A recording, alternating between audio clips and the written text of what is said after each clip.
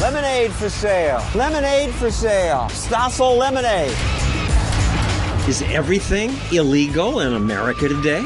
Wait. I can't give it to you. I can get in trouble. We were just selling lemonade. I go to the front door. There's about 6 or 7 black vans, all with guns, enough to scare the crap out of you. The police came after this grocery store.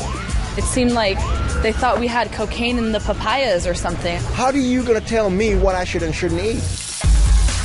Most Americans support laws against prostitution. But what if it were legal? Here it's safe. What if drugs were legal? One country's tried that. I think it's working. But not in America. Here, politicians keep passing more rules.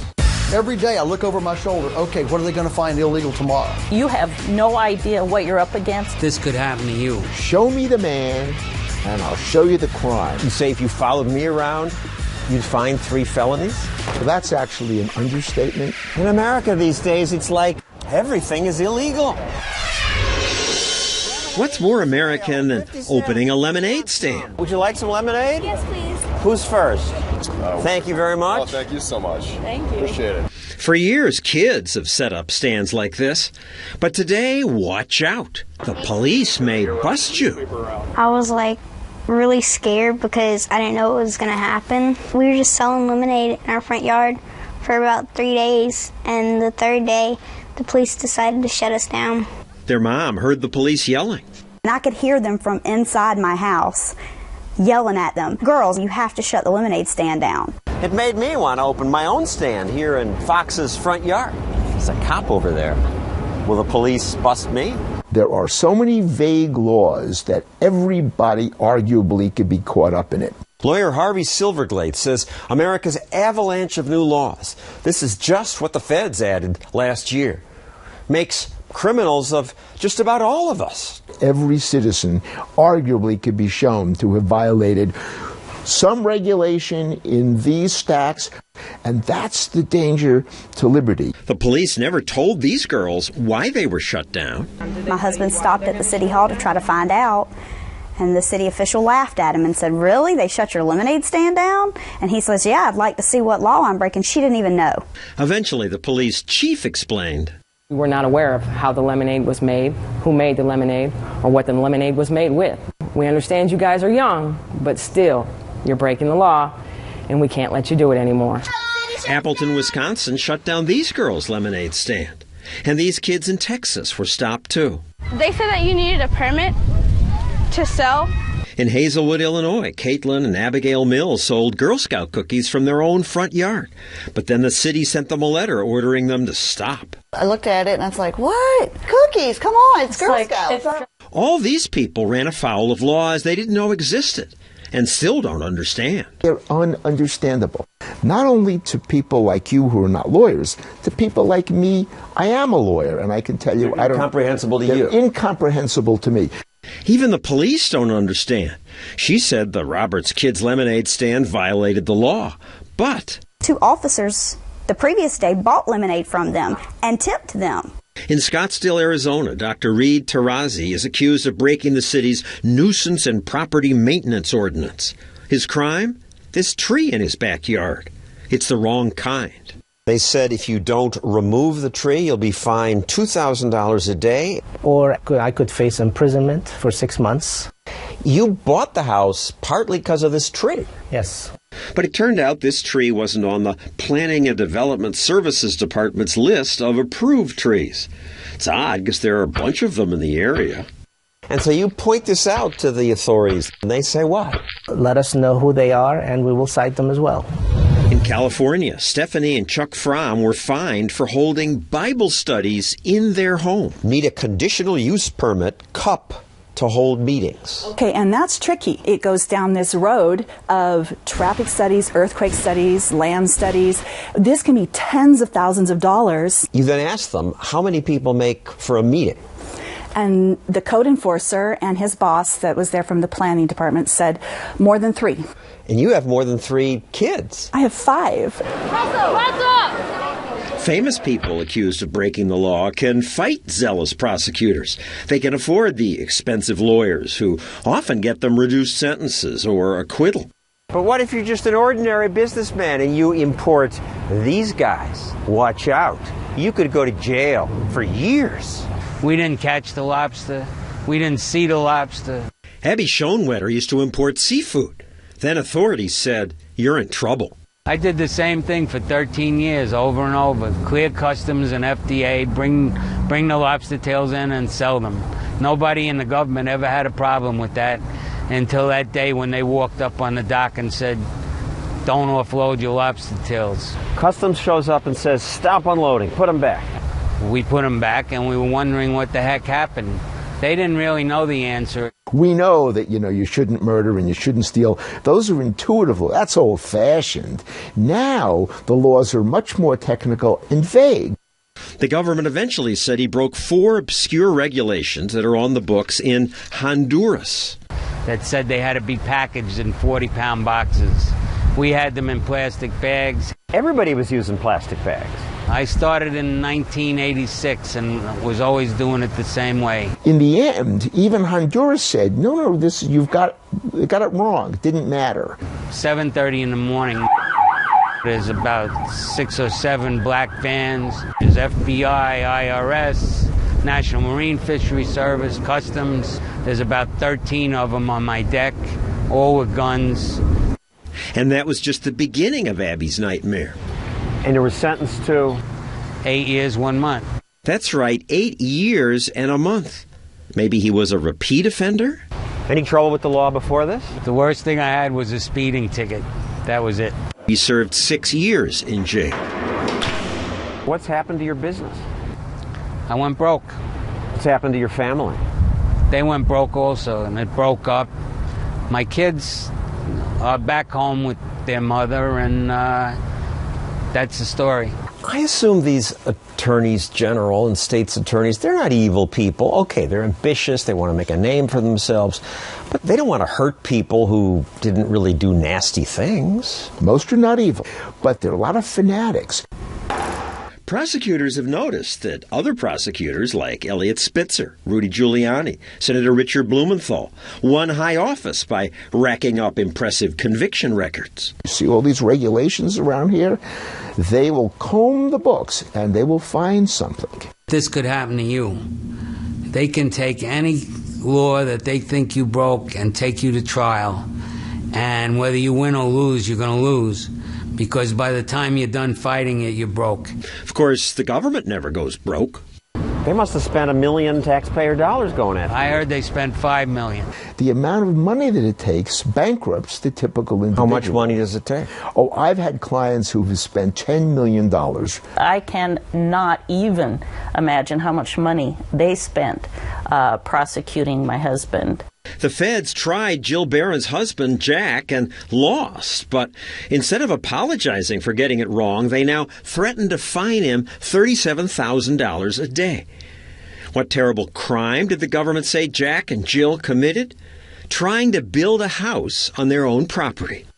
The county gave you permission to build a house. Yes, they did. And they inspected the foundation and approved it. So you started to build. Mm-hmm. But a government-owned drainage ditch nearby was clogged with logs, so Jack asked the government to fix it. They told my husband, "We are backed up 6 months. If you can clean the ditch, go ahead and do it." So he used his backhoe. He removed huge logs out of this ditch. The water poured off the land, and we were cited 1 felony for cleaning the ditch. What?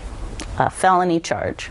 It gave the property the appearance of being a wetlands. The state government floods your property, and then the federal government comes and charges you with felonies for building on a wetland.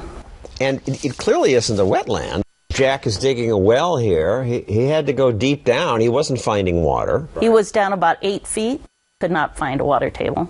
I should repeat, a jury cleared Jack of all charges. And we won.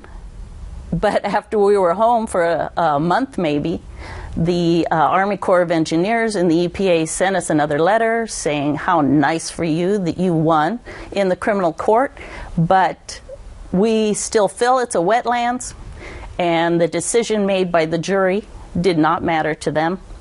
And if you don't get off the property, we're going to find you civil. What does that mean? $37,500 a day. They've had to sell their home. Now they live in a modified trailer. So this has already almost taken everything you have. Well, yeah, or I wouldn't live like that. And their life savings? We'll be bankrupt, obviously. You have no idea what you're up against. You don't know the power that is the EPA. They have all the time and resources in the world. It's an implacable foe with unlimited budget, and they wear you down. They just come in and ruin lives. And so our government, that's supposed to be by the people, for the people, sometimes is against the people. Up next, why I had to do this. Wait, stop! Don't drink it! Wait, I can't give it to you. Don't drink it!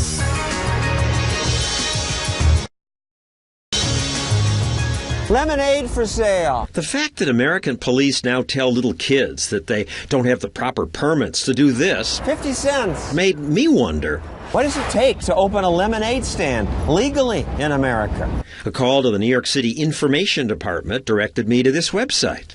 This is supposed to make licensing simple. Oh, the wizard. They make it easy. Except, what? There were unintelligible questions. I need an EIN assistant, says the IR. What's an EIN assistant? Oh, an employee identification number. The government said I had to take a 15-hour food protection class to sell lemonade? Bicycle injuries. Equip bicycles with reflectors. I don't have bicycles. After this, there's an exam. Then I'd have to wait weeks to find out if I passed. And if I did, I'd have to buy a government-approved fire extinguisher. I got my fire extinguisher. Might be a fire out here. To do this legally would take months. Forget it. So I did this without a permit.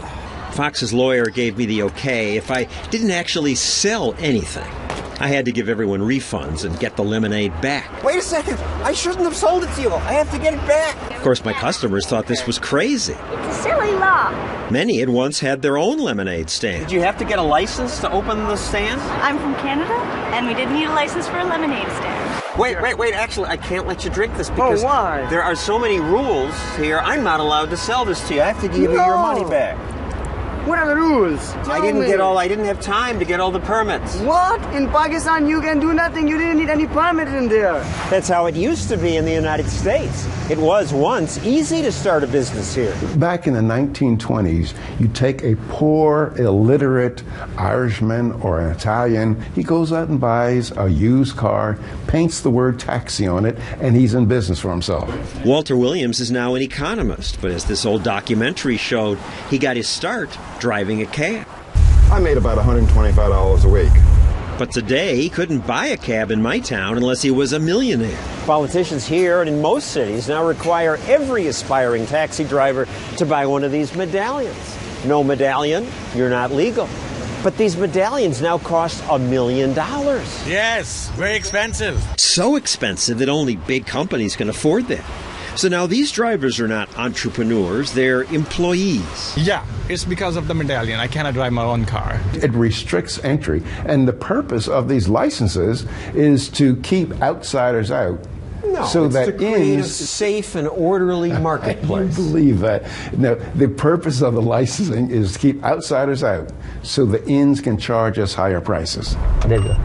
One of the few remaining places where it's still easy to start a taxi business is Washington, D.C. These drivers like that. It's the last bastion of free entrepreneur system in the industry in America. But now this lobbyist wants to end that freedom. You have to regulate. He wants to bring the dumb medallion rule to Washington, D.C. He wrote a bill that would cut the number of taxis allowed in half. There's too many taxi cabs. These D.C. drivers don't think so. Kill the medallion bill! They like being allowed to work. But the lobbyist convinced this D.C. city councilman to sponsor his bill. We want to professionalize our taxi cab system. Professionalize the system? What's that mean? Well, we want to make sure that the customer has a good riding experience. That sounds good, but... What is this? What is this? Regulations already in the book subject every driver to petty harassment. This is unacceptable right here. Still, at least in Washington, the open entry rules allow newcomers to enter the business. Washington, D.C. is the only major city in America that allows an open entry.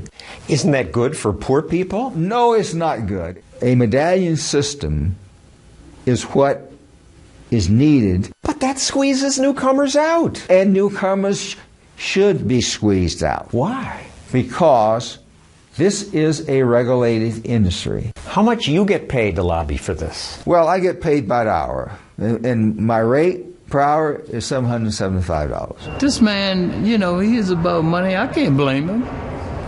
But don't hustle me. I'm told you're paid by the taxi king, Jerry Schaefer. He's using you to squeeze the competition out. I'm being paid not by the taxi king, but by the taxi... Bunch of taxi kings, kings and queens and jacks, to keep the little guys out. Well, by some kings, queens, jacks, and just some poor little folks. Poor folks rarely pay lobbyists, and if he gets his regulation, poor people won't become taxi entrepreneurs. But only a few are going to be able to afford it, if any. Washington has been sort of an open place for taxis, being able to become a taxi driver. That's good. We love it. So why monkey with good? When folks have some ideas about different legislation, our job is to implement it. You've only been here 4 years. How many laws have you gotten passed? Oh, many. We are very active here in my office legislatively. You ever repeal any? No, I don't think many have been repealed. Passing new laws adds to the power of politicians, but it makes it much harder to be an entrepreneur. They're going to run me out of business. I'm trying to get out of here.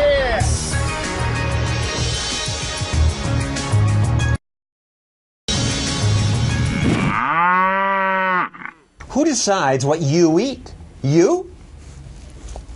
Turns out, no. Some towns banned Happy Meals. One banned all new fast food restaurants. My town's mayor wants to limit the salt I can eat.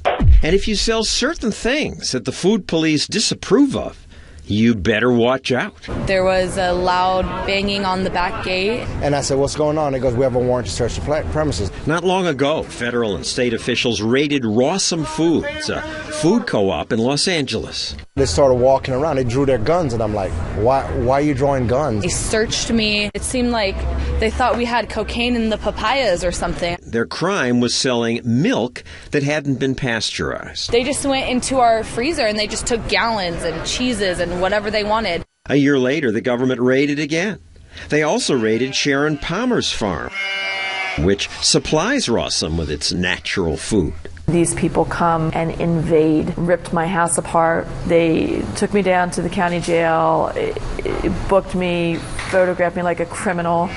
Palmer and Rawsome's owners were charged with 6 felonies. They could go to jail, all because health officials say raw milk can be downright dangerous.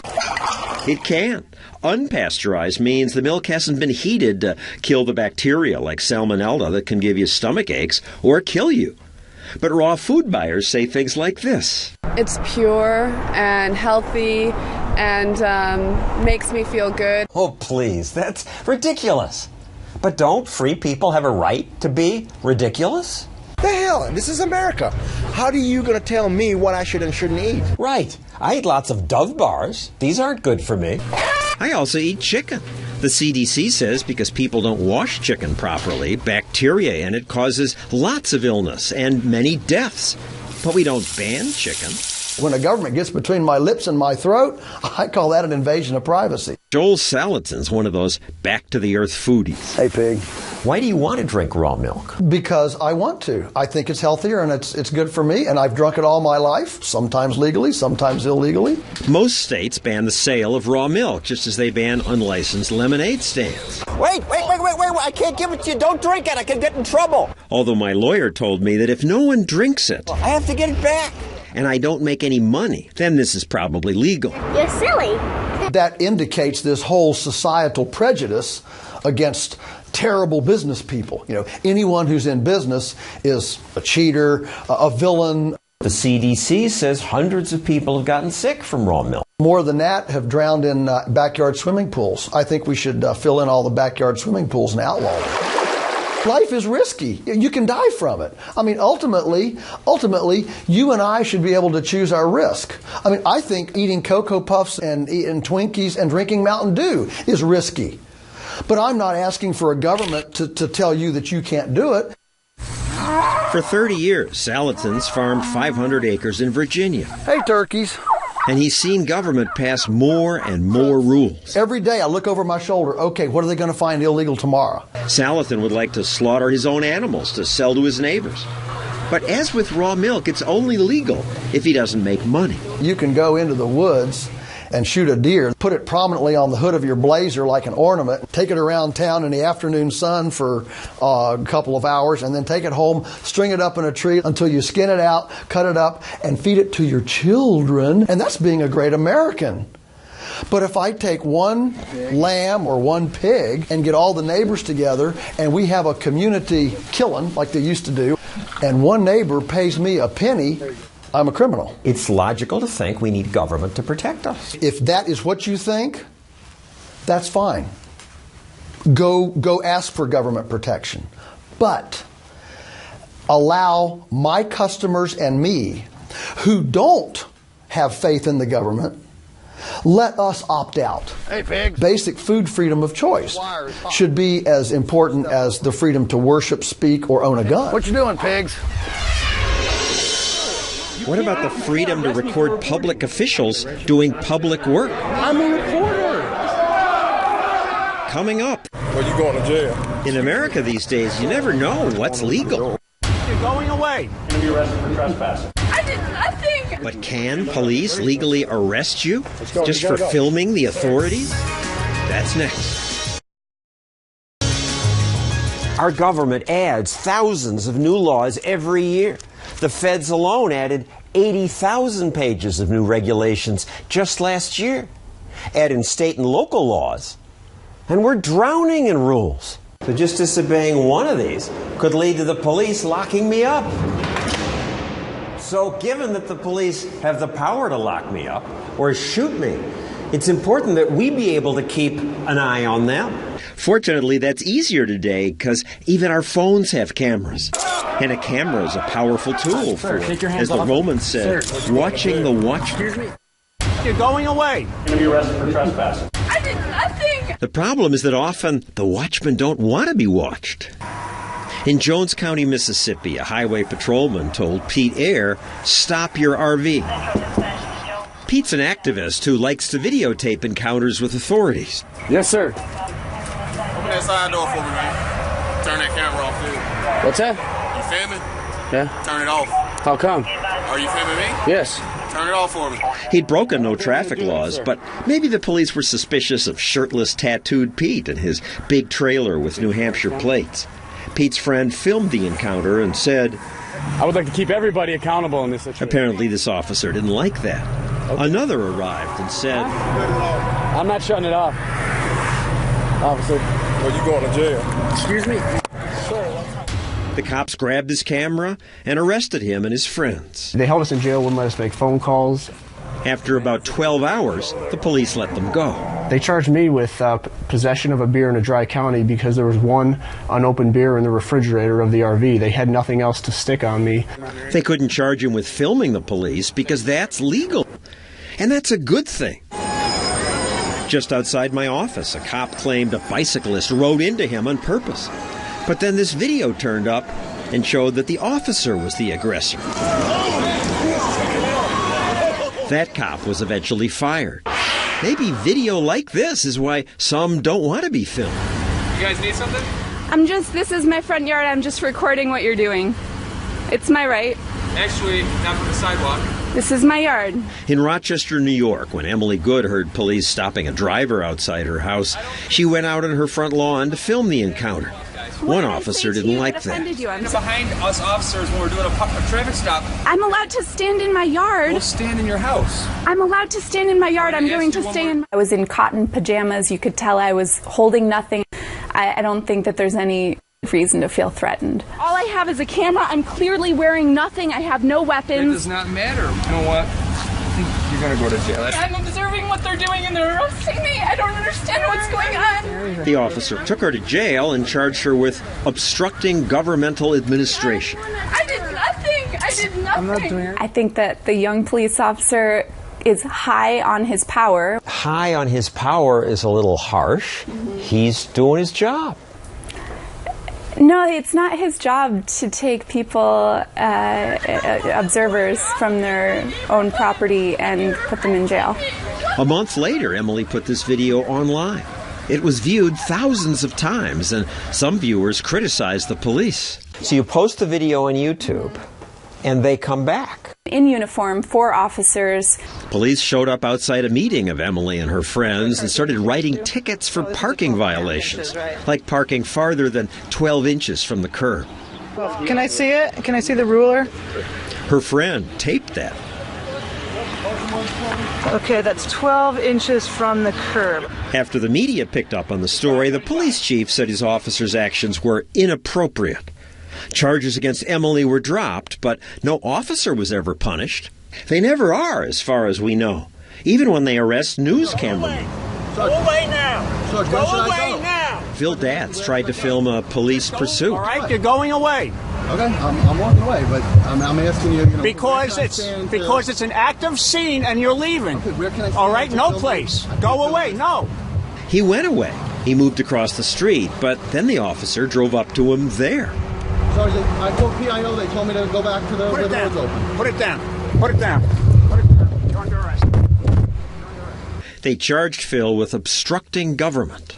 Did you obstruct the government? Absolutely not. At the point I was arrested, I was probably 1,000 feet away from the officers. Charges were dropped, but again, the officer was never punished.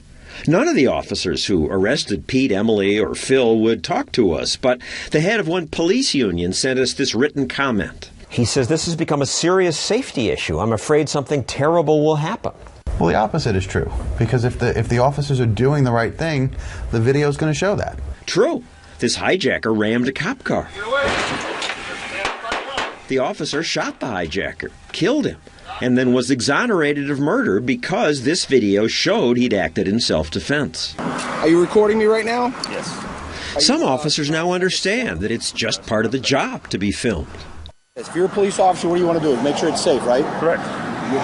Well, it should look good on YouTube either way. So let's give 3 cheers for Officer Matt Lyons of Oceanside, California. Make sure you get a good picture of me so you know exactly what I look like. It's refreshing to hear an officer welcome a camera. And remember, my name is Officer Lyons with the Oceanside Police Department. My badge number is 1093. God bless America. Coming up, should they have the freedom to sell sex? And should they have the freedom to get high? Legal drugs and sex work when we return.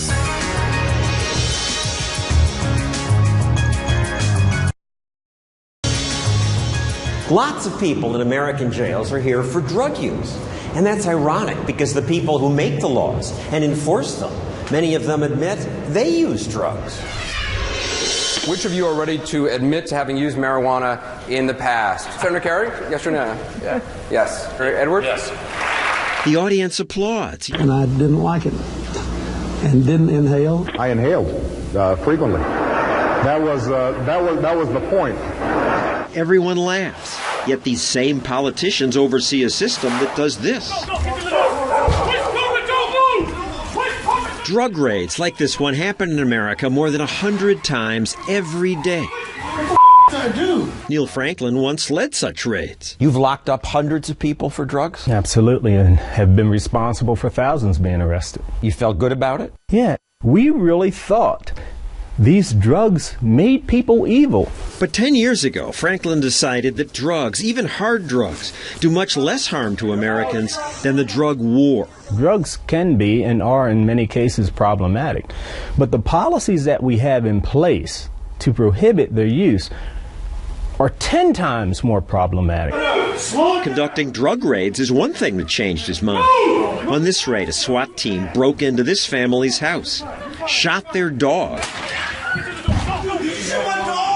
Once inside, they didn't find any drugs. The owner was just charged with possessing drug paraphernalia. We just don't end up with dogs being shot. We end up with kids being shot. We end up with search warrants being served on the wrong home, and innocent people on the other side of the door thinking that they are protecting their home. We should be kicking down more doors. Paul Chabot was a White House drug czar advisor under President Bush and Clinton. They're not kicking the door if somebody's smoking a doobie on their couch. They're kicking the door of somebody who's a violent person with a known history to be dangerous. When they get it right, sometimes they make mistakes, terrorize people. Because that accident happens should not be the reason that we do away with the program. Do away with it, says Franklin. It didn't stop drug use, but it created violence. Tens of thousands of people are dying. Not because they get high on drugs, but because when something's illegal, it's sold on the black market. And that causes crime. Drug dealers can't call the cops if someone tries to steal their supply, so they arm themselves to the teeth and form gangs. We have the violence of these gangs competing for market share, and people get hurt. Especially kids. Drug gangs constantly look for new recruits. Some of these gangs have better recruitment programs than Fortune 500 companies. They know what to say to kids. He demonstrated how they recruit kids. Check this out. Look what I got on my feet, man. Wouldn't you like a pair of these? Just run right over there to Foot Locker, get yourself a pair. When you get up there, come back and show me them, man. Okay, kid comes back, man, they looking good, man. Wouldn't you like to be able to buy a pair of them every week? Man, if you hang out with me, this is what you could be. You could have this. A few days later, the dealer sees the kid again. What, you dissing me or what, man? You know you owe me. Well, you offered me sneakers. You got my $120? Oh, you don't? Okay, well, here's what you got to do. You hold this for me. That's all you got to do for me, all right? Just stand here. Just stand here and let me know when 5-0 comes, and you'll get to keep the sneakers. I got you. And if drugs were legal, people assume there would be more of that. No, so you don't understand. It is the policy of prohibition that causes that environment. And we don't have these kids on the corner, you know, I got a fifth of Jack Daniels here for you. You want that? Jack Daniels is sold by businesses in safe, well-lit places. There's no violence here because this is legal. But there used to be violence in places like this. Gangsterism was a natural sequel. Violent crime is why America ended its 9 years of alcohol prohibition. Al Capone, commissar of vice and corruption. We created organized crime. Al Capone. Organized crime existed well before Prohibition.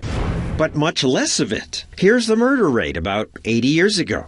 It rose when alcohol was banned, dropped when it became legal again. If we were to do away with our drug laws and just sort of legitimize narcotic use in this country by saying let adults do what they do, we know statistically the drug usage numbers are going to skyrocket. But we don't know that.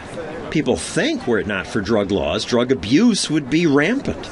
But Portugal decriminalized all drugs 10 years ago, and the number of abusers did not skyrocket. Actually, they have. In Portugal, which people often talk about today as a success, it's actually a blatant failure. We went to Portugal. He's just wrong. We had a huge problem with drug use. This man is Portugal's drug czar. We had around 100,000 people hooked on heroin. 15 years ago, heroin users shot up in the streets and junkies set up tent cities. Then, instead of doing what we've done, they tried something different. They decriminalized every drug. Crack, heroin, you name it. Is legalization. We have the most liberal model in the world. Drug use is treated more like a parking ticket than a crime. People caught with drugs, like this man found with hash, get a slap on the wrist, sometimes a fine. When the law passed, did stoned people run wild in the streets, taking heroin and crack? That's so not true. This woman served in Portugal's parliament. People now take a more responsible attitude towards certain drugs. There's no police after them to choose for them. Despite that freedom, independent studies found that the number of people who say they regularly do drugs stayed about the same. And more importantly, the numbers of addiction itself decreased a lot. We saw this woman openly smoking a joint near some police officers. But we saw more public drinking than drug use. Drug abuse is down, say authorities, and drug crime is down. The police forces were a little bit suspicious. At first, this police inspector had doubts about the law. But now he says it works. The level of conflicts on the street are reduced. Drug-related robberies are reduced. In fact, now the police are not the enemies of the consumers. And teen drug use is down. It brought some peace to this debate. But in America, the drug war rages on. Coming up, another war against prostitution. We don't sell access to the intimate self. It creates the idea that human beings are no different, no better than stuff. But these sex workers say, what is she talking about? I choose to do this. This is what I want to do. In these piles of laws, there is one law that most of you agree with, the ban on prostitution. In America, sex is okay, money's okay, but sex for money, that's forbidden. 7 women arrested and charged with soliciting prostitution. Do you have anything to say, ma'am? The women hide their faces. TV reporters treat prostitution like most other crime. We got exclusive pictures as Vice cops set up a sting at a Center City hotel. Cops, posing as Johns, easily lured 5 women to the high-rise hotel, even using the yellow pages. Even using the yellow pages. Think about that. It wasn't at all difficult for the police to discover the lawbreakers. Heck, the yellow pages in my town have 15 pages of so-called escort services. Sex work is common. Police ignore 90% of it. Yet when they do make busts, the implication is that the police saved the prostitutes. Jail just may be the safest place these high-end hookers have ever been. Really? Jail is the safest place these hookers have ever been? I doubt that. More importantly, where sex work is legal, there's little danger. Here in Nevada, for example. Here it's safe. We have a problem, the sheriff comes. Brooke Taylor says sex work is like any other sales job. I mean, we are entrepreneurs. We are independent contractors, just like any other business. She works at the Bunny Ranch, one of 28 legal brothels in America. Dennis Hoff is her boss. You're a pimp. You're exploiting these women. I'm not a pimp. I have a license to do this. All right, you're a licensed pimp. 500 women choose to rent out their bodies at his brothel. Your claim you're having fun? Oh, yeah.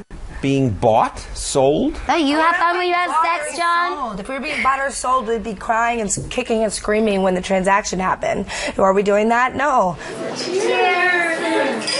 But wait a second. Don't you feel demeaned? Not at all. The U.S. State Department calls the act of selling sex for money inherently demeaning. Sex is supposed to be spontaneous. According to whom? Who made the sex laws? It's just for money. Right, well, don't you model for money? It's the same thing. Sex is different. Sex is more intimate. You're still showing your body or exploiting yourself. I choose to do this. This is what I want to do. I assume you have no other options. You felt I have several options. Before I did this, I had a nice paying job. So why do you do this? Because I want to. These girls can go out on dates and give up sex, and it's fine. But if a guy leaves a $100 bill on the dresser, there's something wrong with that? Interesting question. It's not that complicated to appreciate why we don't want to legalize prostitution. I put it to former prosecutor Wendy Murphy. She's locked prostitutes up. We don't sell access to the intimate self. It creates the idea that human beings are no better than stuff. Slavery is against the Constitution. It has been for a long time. We find it But slavery is involuntary. That's forced. Prostitution is very close to slavery. It's inconsistent with everything we know about what freedom means, to subject humans to market forces. What? She lost me there. Humans are subjected to market forces all the time. Ever see a fashion show? Or a professional sports draft? Or a boxing match? 2 men could beat each other's brains in a boxing ring legally. Why shouldn't these girls be able to have sex for money? Sex workers told us sex is just a job, one better than some others. The girl at McDonald's doesn't love making burgers. The guy at Duane Reade doesn't love stocking toilet paper. Cammie Parker dropped out of a prestigious college because she wanted to do sex work. If I don't like somebody, I don't have to be with them. Opposite of slavery, I think. Nevada's got it right. Not all of Nevada. In Las Vegas, it's illegal. And they got lots of disease, lots of robberies, $2 million worth of property thefts reported last year. Prohibition does not work. If you want disease, if you want money going to criminals, then keep it illegal.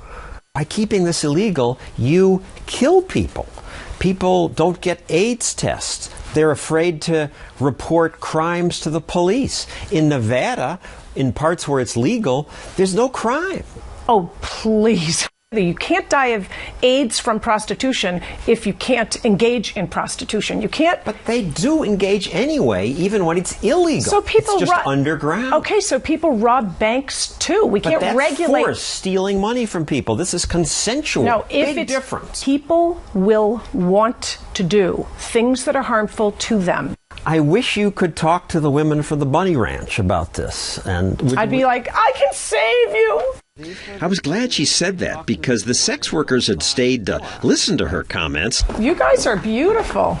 Now they came forward to join the conversation. They work in a legal place. They say it's great. We like it. We like it. It's your own choice. If you want to do it, do it. And if you don't like it, then leave. I'm happy that you're happy. That's terrific. The fact that you are having a good time is not an excuse to ignore the harm. Tell me why it's so bad for me. Darling, it isn't about you. And you say we get our souls sucked. You. I have been nothing but happy. I believe that the majority of prostituted women suffer harm that is so serious, I would compromise your freedom to protect the majority of women. Absolutely. So you want to basically tell everybody in the world what they can and can't do with their own bodies and take away everybody's freedom of choice. I would like to live in a world where people didn't hurt each other. You should be ashamed of yourself. The Senate Majority Leader agrees. The time has come to outlaw prostitution. Americans are nowhere close to accepting what you do. Because it's sex. Relax. It's just sex, America. Even if you support the laws against sex work or drug use, do we need all these laws? So many that no one understands them? So many that even the government admits it can't count them all? No! Let's get rid of some of these laws. That's our show for tonight. Get rid of laws. Good night. This could happen to you. Show me the man, and I'll show you the crime. You say if you followed me around, you'd find 3 felonies? Well, that's actually an understatement. In America these days, it's like everything is illegal. What's more American than opening a lemonade stand? Would you like some lemonade? Yes, please. Who's first? Thank you very much. Oh, thank you so much. Thank you. Appreciate it. For years, kids have set up stands like this. But today, watch out. The police may bust you. I was really scared because I didn't know what was going to happen. We were just selling lemonade in our front yard for about 3 days, and the 3rd day, the police decided to shut us down. Their mom heard the police yelling. And I could hear them from inside my house yelling at them, "Girls, you have to shut the lemonade stand down." It made me want to open my own stand here in Fox. He is accused of breaking the city's nuisance and property maintenance ordinance. His crime? This tree in his backyard. It's the wrong kind. They said if you don't remove the tree, you'll be fined $2,000 a day. Or I could face imprisonment for 6 months. You bought the house partly because of this tree. Yes. But it turned out this tree wasn't on the Planning and Development Services Department's list of approved trees. It's odd because there are a bunch of them in the area. And so you point this out to the authorities, and they say what? Let us know who they are, and we will cite them as well. In California, Stephanie and Chuck Fromm were fined for holding Bible studies in their home. Need a conditional use permit, CUP, to hold meetings. Okay, and that's tricky. It goes down this road of traffic studies, earthquake studies, land studies. This can be tens of thousands. This is front yard. There's a cop over there. Will the police bust me? There are so many vague laws that everybody arguably could be caught up in it. Lawyer Harvey Silverglade says America's avalanche of new laws, this is just what the feds added last year, makes criminals of just about all of us. Every citizen arguably could be shown to have violated some regulation in these stacks, and that's the danger to liberty. The police never told these girls why they were shut down. My husband stopped at the city hall to try to find out, And the city official laughed at him and said, "Really? They shut your lemonade stand down?" And he says, "Yeah, I'd like to see what law I'm breaking." She didn't even know. Eventually, the police chief explained. We were not aware of how the lemonade was made, who made the lemonade, or what the lemonade was made with. We understand you guys are young, but still, you're breaking the law, and we can't let you do it anymore. Appleton, Wisconsin shut down these girls' lemonade stand. And these kids in Texas were stopped too. They said that you needed a permit to sell. In Hazelwood, Illinois, Caitlin and Abigail Mills sold Girl Scout cookies from their own front yard. But then the city sent them a letter ordering them to stop. I looked at it and I was like, what? Cookies? Come on, it's Girl Scouts. All these people ran afoul of laws they didn't know existed and still don't understand. They're ununderstandable. Not only to people like you who are not lawyers, to people like me. I am a lawyer, and I can tell you, they're incomprehensible to you. Incomprehensible to me. Even the police don't understand. She said the Roberts Kids Lemonade stand violated the law, but 2 officers the previous day bought lemonade from them and tipped them. In Scottsdale, Arizona, Dr. Reed Taraz. Lemonade for sale. Lemonade for sale. Stossel lemonade. Is everything illegal in America today? Wait, I can't give it to you. I can get in trouble. We were just selling lemonade. I go to the front door, there's about 6 or 7 black vans, all with guns, enough to scare the crap out of you. The police came after this grocery store. It seemed like they thought we had cocaine in the papayas or something. How are you going to tell me what I should and shouldn't eat? Most Americans support laws against prostitution. But what if it were legal? Here it's safe. What if drugs were legal?